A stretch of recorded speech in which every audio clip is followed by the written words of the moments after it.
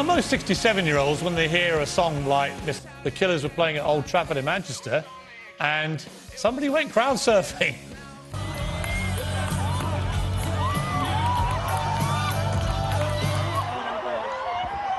Well, Doug James, 67, decided to just get airborne for about 35 to 45 seconds. Unfortunately, he then fell on his head, causing himself quite nasty injuries. He was fine, but here's the Killers' lead singer, Brandon Flowers. They paused the performance to make sure that he was all right, with blood steaming from Doug's head. And then Doug taking the crowd's cheers, obviously. Now, my first reaction, I'm joined now by Doug James and his son Baz, who's with him. Doug, first of all, how are you? I'm absolutely fine. I've just got a few aches, you know, with the old muscles there, like, but otherwise, perfectly fine. Good. Well, my first reaction was, what is this lunatic doing at 67 going crowd surfing at a Killers concert? And then I thought about it, Doug, and I realised you're actually an inspiration to all of us who are now hurtling through middle age towards 67, and I now want to go crowd surfing. You've become an inspiration to me. Excellent. Excellent. But let me ask you... have a look, at your crowd surfing. I mean, on a technical point, though, Doug, when you were actually airborne, did you not worry that this might prove to be the last thing you ever do on Earth? Oh, no. You cannot worry like that. You've got to trust the crowd, go with it, you know, and you feel, you know, you can feel that they're supporting you underneath. Admittedly, I did have a few dips, and the last dip was quite a big dip, but never mind. It was good fun, and I enjoyed it. Well, I'm joined now by the world-leading expert, Dr. Max Tegmark, Professor of Physics at MIT Institute for Artificial Intelligence in Massachusetts. So one of the most brilliant AI minds in the world. Welcome to you. Before we start the interview, I wanted to play you a clip from an interview I did with Professor Stephen Hawking, actually in his last ever television interview before he sadly died, in which we talked about the threat from AI. Is artificial intelligence going to be the end of us? And if it's not, how do we best work with it?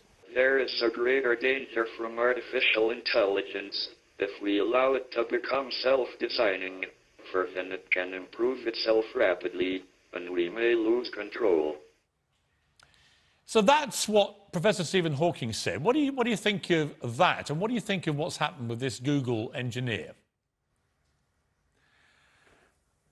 I agree with Stephen Hawking. I actually had the honor to work with him, and we wrote an op-ed together where we argued that artificial intelligence is going to be either the best thing ever to happen to humanity or the worst thing. So the interesting challenge is, well, how can we steer it in a good direction? With Lennox Lewis, we were stuck together for about 6 weeks and became good friends, and I got a lot of time for Lennox.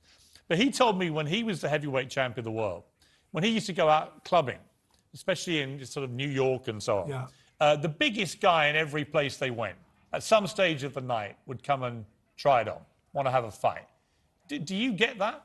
Yeah. Do you know what? Great question. No, I don't get it anywhere, because I don't walk around like I'm a heavyweight champion of the world.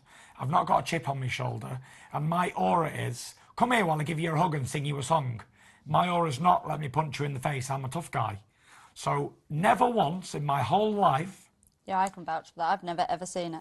No one has ever approached me for a fight or approached me in an aggressive manner. No. Because I'm not that... I've not got that aura or edge on me where I need to prove myself or whatever. You're not like an aggressive macho man, are you? No, I'd rather just sing and dance and have a beer and whatever else. We Brits have always enjoyed a glass of French champagne, but now there's a new English bubbly in town. The sparkling wine from my own county of Sussex has been given a champagne-style status. But how does it compete? Well, I'm joined now by the French maitre d', Fred Siriax, along with former cricketer-turned-winemaker, Lord Ian Botham. Well, Beefy, let me start with you, because I know that you have a rival vineyard in neighbouring Kent to Sussex. You must be feeling gutted tonight that my county has stuffed you.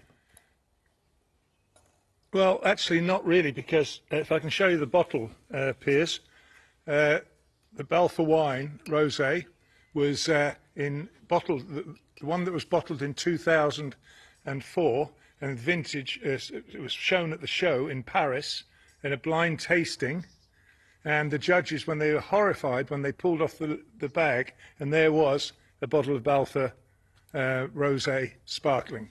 And we're not allowed to call it champagne, but I think we will from now on. So what you're saying is that your own Kent wine is actually superlative. That's what you're saying. Of course. What else would you expect? No, Beefy, I wouldn't expect you to ever put... No, look, it is good. I wouldn't expect you to ever put French wine above anything English. But is it, just to be serious for a moment, how good is the stuff we're now producing here? Does it deserve this kind of comparative status? I think it's for quite some time now, along the south coast of England, the wines have improved so much, and maybe it's something to do with the weather, the warming up, but it's been fantastic. All the way along the coast you can find really good, particularly sparkling wines. Stanley, it's great to see you. As always, an effervescent presence. And you are a cheater, I've got to tell you, Piers. You know, you lured me in here. It was a bit like Cecil the Lion. Are you suggesting I'm a trophy hunter? I lured him a trophy. I don't think I'm a trophy. You know what? Anyway. There's nothing wrong with defending your son, by the way. And we got to talk about trophy hunting and your book. And I showed you doing a handstand. The words you're looking for, Stanley, are thank you, Piers. Good to see you. See you all, folks. Tell Boris to come in soon. We'd have fun. Cheers, Stanley. Good to see you.